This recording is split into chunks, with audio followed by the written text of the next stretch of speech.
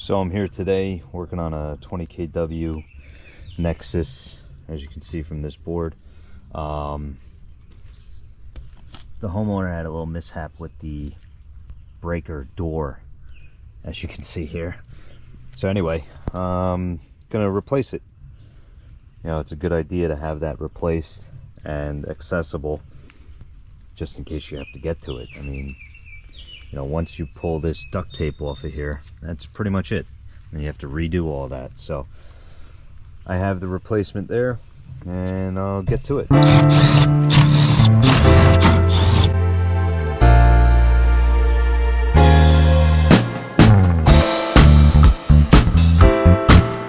don't know if you can tell, but this unit is kind of like in the woods.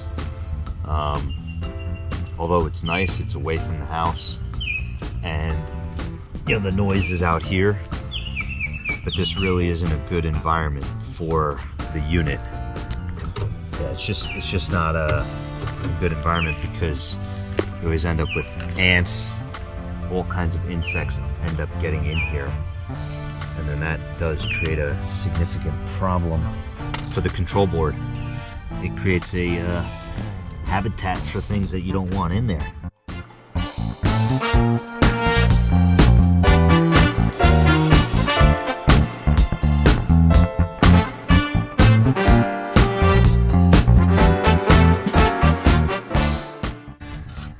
Yep, breaker door broke off.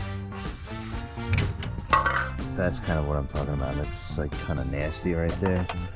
Let's see if we can get rid of this. Not that it really, this doesn't really matter. It's just, it doesn't really matter. It's just, this is food for something, you know?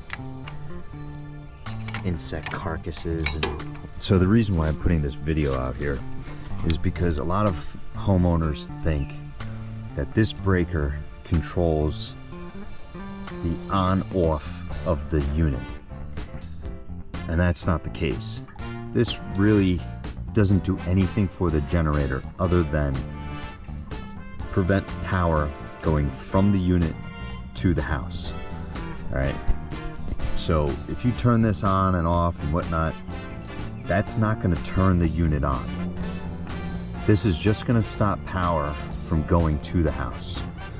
Just like any other circuit breaker in the house, you turn it off, power stops going to that outlet or appliance. Same thing. You turn this off, and that's it. If you wanted to turn the unit off, this is where to do it. The brains of the operation. The control board is the brains of the operation. So if you want to turn it off, you got to do it here.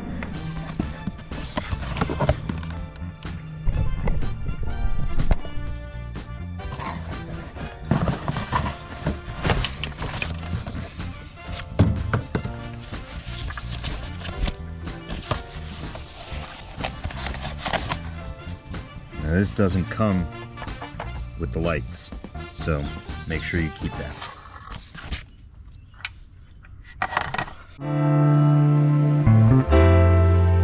So before you get worried, there's only one way that this can go in here, just like that.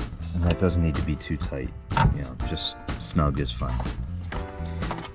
This is for the outlet. Now that outlet is only powered when the generator is running. So if the unit's not running, that generator does not have any power. It's mainly for being nice to your neighbors. That's what that outlet's for. So power's out, your neighbors don't have a generator, run an extension cord to their house, and you can keep a sump pump going, a refrigerator, something of that sort. You can't go too crazy with it as far as what they will run or what you will run for them. You know, you have to be a little cautious because it's only a 15 amp circuit in addition to everything that's running in your house. So just keep that in mind when you do that.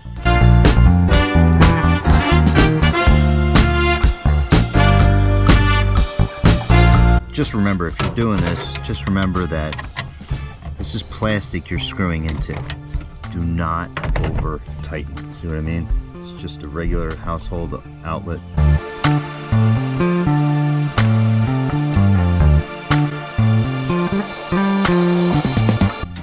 Don't forget to plug this back in also.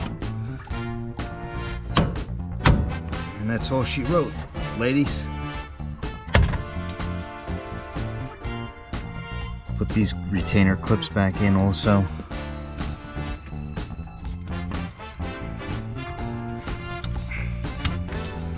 There's one on the top and there's one on the bottom.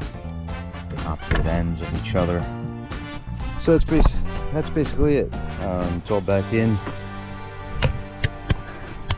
And that's what it should look like. Alright. I have nothing to clean any of this other stuff off. At the next service, we'll take care of that. I will put the ant poison bait, whatever this is, back in here. Because yeah, I'm putting this back in here because it is a problem. It's an ongoing issue with this unit. Yeah, so that's about it. That took about 10-15 minutes to do. If you're a homeowner watching this, it might take you a little bit longer, but you save yourself some money by doing it yourself. And of course, if you don't want to do that, or you don't feel confident, don't want to spend the time, call your service provider to take care of it. It's relatively simple. The prices for these boxes have gone through the roof. I don't know what's happening. Molded plastic, I guess, from China. I'm not sure. Not really privy to that information, but yeah, you should get that replaced if yours is broken. It is a good idea, because in the event of an emergency, or you know, something's wrong with the generator, you got to turn the breaker on and off. You know, it is a good idea to have access to that breaker door as fast as possible. Anyway, hope this helped. Any questions or comments, they're always appreciated. I know it seems simple and easy to do this, and it is. But the reason why you have a service provider come out to do a repair like this is so that they're looking at other things that are going on with the generator. You know, an oil change is not just an oil change. In your car, on your generator, on your lawnmower, that's not what it is. Anybody can change oil. Really, what you want is somebody who's knowledgeable to look at the generator or your car or whatever equipment that you're working on or have being serviced. It's more to make sure that there might be other preventative things out there that need to be done that you may not know about. At this generator, when we first got here, it was being serviced by somebody else that wasn't necessarily a Generac dealer, and he didn't service generators on a regular basis, so he didn't know what to look out for. The battery terminals had never been taken apart and cleaned from when it was installed 10 years ago. So he was running on the same battery for 10 years, which is surprising, but it does happen.